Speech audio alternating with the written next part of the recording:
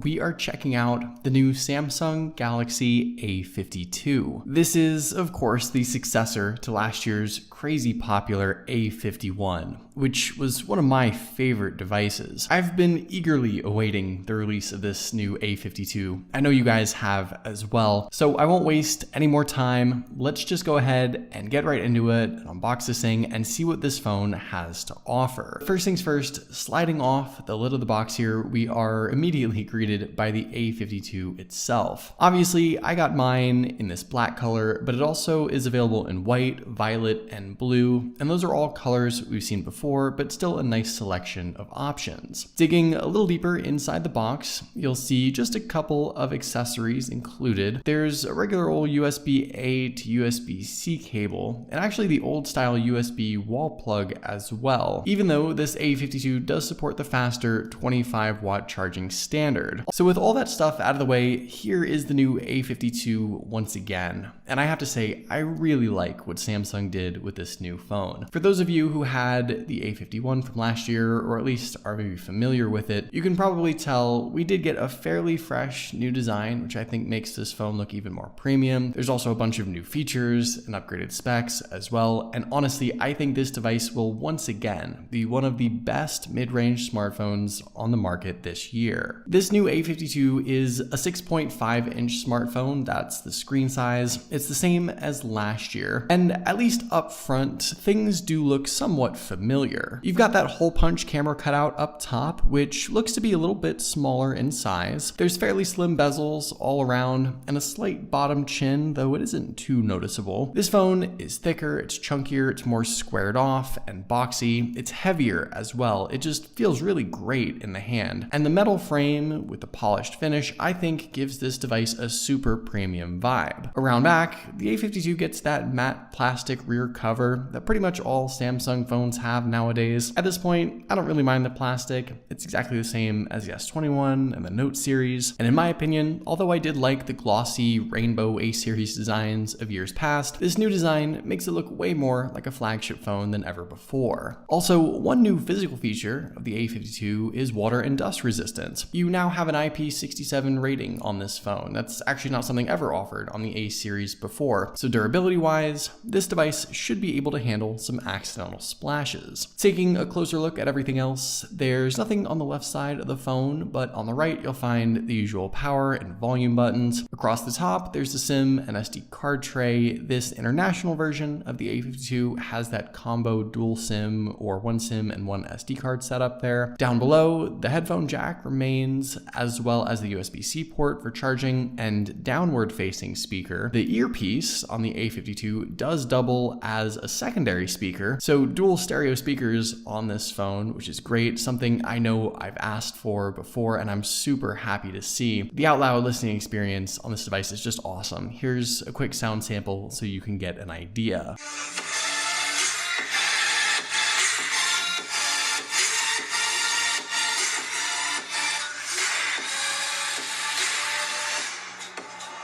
And around back, we get quite the upgraded cameras here. Quad lens setup, which I'll go more in depth with in just a minute. As far as unlocking, we do get the in-display fingerprint reader once again, and this to me feels pretty quick. It's definitely an improvement over last year. Maybe not quite as fast as the instant tap of the flagship S21s, but seemingly very accurate and certainly quick enough in my initial tests here. So that's great to see also. You do have face unlock, of course, too. That is very fast as well. So any which way you want to unlock this phone, I think the biometrics are very snappy and certainly feel upgraded. Now, in regards to the display itself, we do get one more really awesome sort of upgrade or new feature for this phone, and that's a 90 Hz high refresh rate mode. This super smooth and snappy screen feel has come to a lot of other devices in this price range now, and I'm really glad Samsung brought this option to the A52. And in fact, while this 4G version of the A52 has the 90 Hz option, the higher end 5G version of the A52 has the 120 Hz mode, which is even better. Still, I think just the 90 Hz refresh rate on this phone in general is really really great. I think most people will be able to feel and see the difference between 60 and 90 hertz, or motion smoothness as Samsung dubs it in settings if you're looking for it. And all in all, this is a great addition to this phone that I know a lot of people will enjoy. It's certainly something I appreciate now more than ever, to say the least. The actual screen itself is solid too. It's a 6.5-inch Super AMOLED panel with a resolution of 2400 by 1080, packing in around 407 pixels per inch. And this is the same whether you get the 4G or 5G version of this device, so that's awesome. And to me, the A52 looks bolder, brighter, and seems to offer an even better viewing experience over last year. At around 800 nits of max brightness, I think that's plenty to enjoy outdoors in the sunlight with no issues. The screen itself is now covered in Gorilla Glass 5 this time around. There's no off-axis angle issues. This is a fantastic screen setup, and it's exactly what Samsung is known for, both on their flagship phones and particularly on these A-series devices. I don't see any compromises here with the display whatsoever. The viewing experience is fantastic, and in fact,